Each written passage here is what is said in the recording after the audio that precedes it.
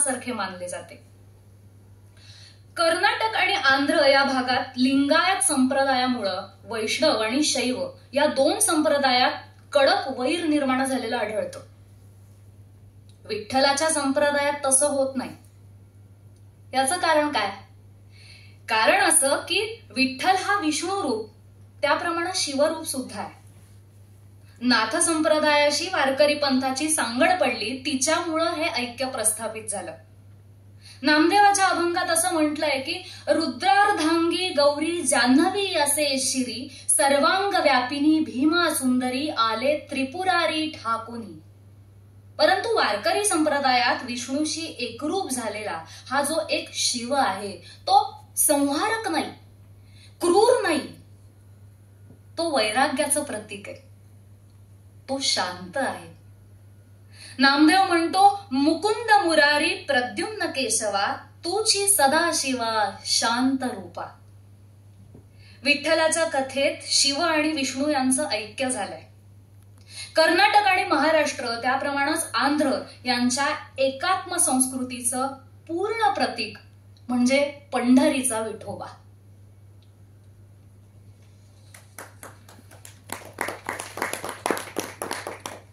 पंढरीच्या विठुराया. पंढरीच्या विठुराया कसं काय, बरं आहे का? अहो यंदा वारी नाही म्हणे. हा, खरंय का? म्हणजे आम्ही यंदा रखमाई आणि पांडुरंगाला पाहायचं नाही? अरे लेकरांनीच कसं आपले आई आणि बापाकडे यायचं नाही?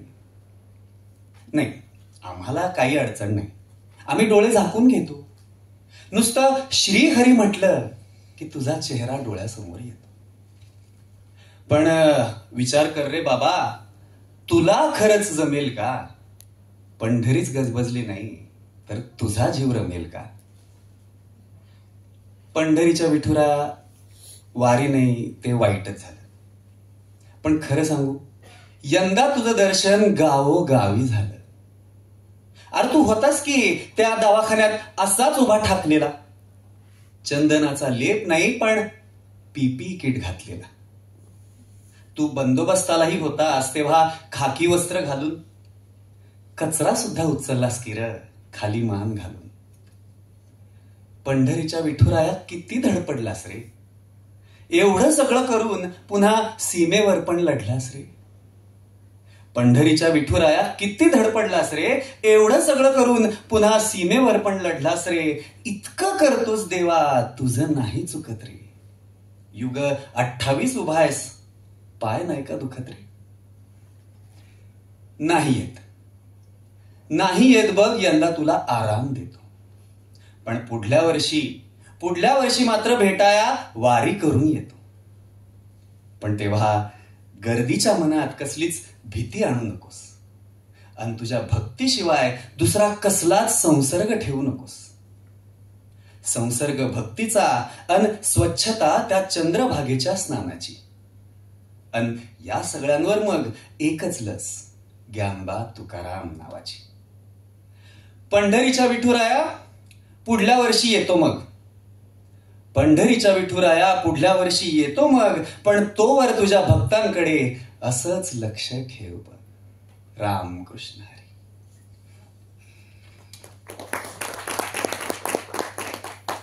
पंढरपूरच्या वेशीबाहेर एक आहे छोटी शाळा. पंढरपूरच्या वेशीबाहेर एक आहे छोटी शाळा. सर्व मुलं आहेत गोरी, एक मुलगा कुट्ट काळा. पंढरपूरच्या वेशीबाहेर एक आहे छोटी शाळा. सर्व मुले आहेत गोरी, एक मुलगा कुट्ट काळा. दंगा करतो, मस्ती करतो, खोड्या करण्यात आहे अट्टल. अहो दंगा करतो, मस्ती करतो, खोड्या करण्यात आहे अट्टल. मास्तर म्हणतात करणार काय, न जाणो असेल विठ्ठल.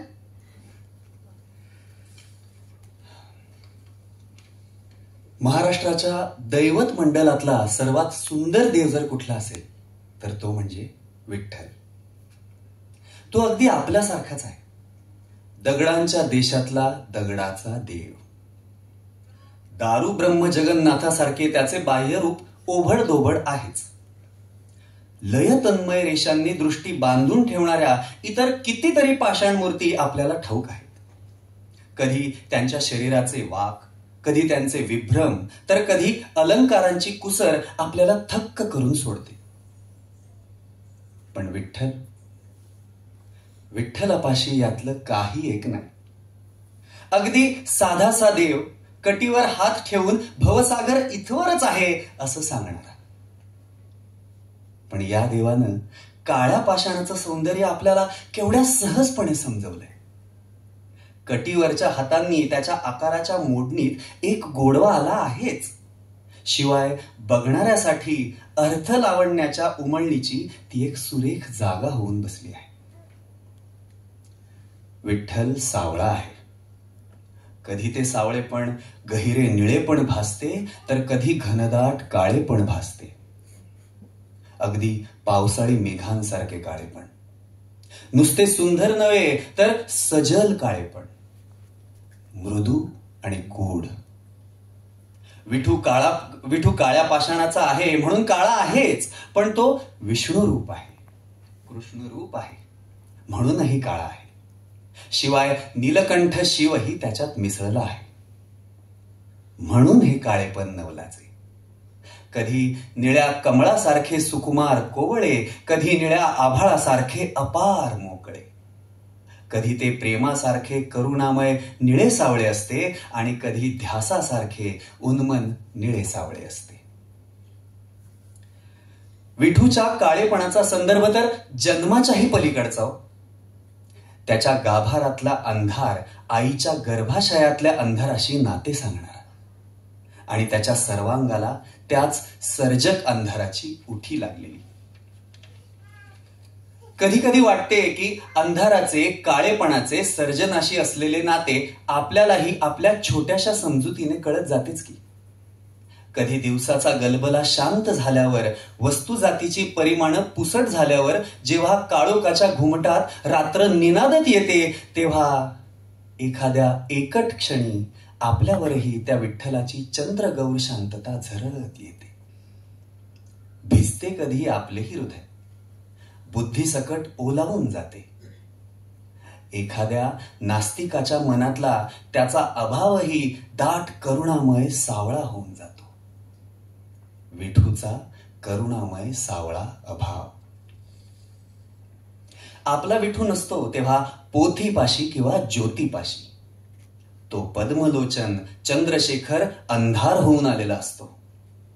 प्राणाची धुंद तरल चिमूट अबीर बुक्क्यासारखी उधळू शकतो आपण त्याच्यावर.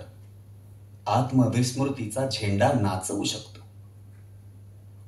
किती विलक्षण असते ती एकट्याची वारी, अंधाराचे विठ्ठल रूप चाचपडून पाहण्यासाठी केलेली. विठूपेक्षाही ज्यांना वारीचा अर्थ मोठा वाटतो त्यांच्या मनात कधीतरी सुरू झालेली.